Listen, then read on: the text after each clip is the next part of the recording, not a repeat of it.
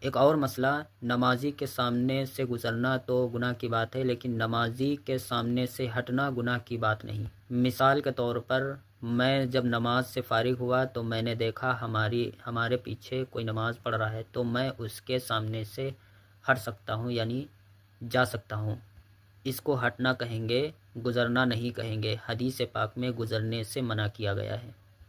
دیکھیے دو چیزیں ہیں، ایک ہے نمازی کے سامنے سے گزرنا اور ایک ہے نمازی کے سامنے سے ہٹنا۔ یہ گزرنا جائز نہیں ہے لیکن ہٹنا جائز ہے۔ گزرنا یہ ہے کہ آپ نمازی کے سامنے سے ایک طرف سے دوسری طرف نکل جائے، یہ گزرنا ہے اور یہ جائز نہیں ہے۔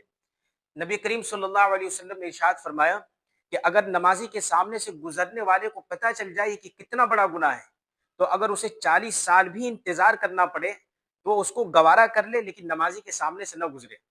تو نمازی کے سامنے سے گزرنا جائز نہیں ہے لیکن نمازی کے سامنے سے ہٹنا جائز ہے۔ ہٹنا یہ ہے کہ جیسے کوئی شخص پیچھے نماز پڑھ رہا ہے اور آپ اس کے بالکل سامنے ہیں، تو آپ اگر دائیں بائیں نکلنا چاہیں تو نکل سکتے ہیں۔ جیسے میرے پیچھے نماز پڑھ رہے ہیں، اب اگر میں دائیں بائیں نکلنا چاہوں تو نکل سکتا ہوں، ہٹ سکتا ہوں۔ تو یہ نمازی کے سامنے سے ہٹنا ہے، یہ گزرنا نہیں ہے، یہ جائز ہے۔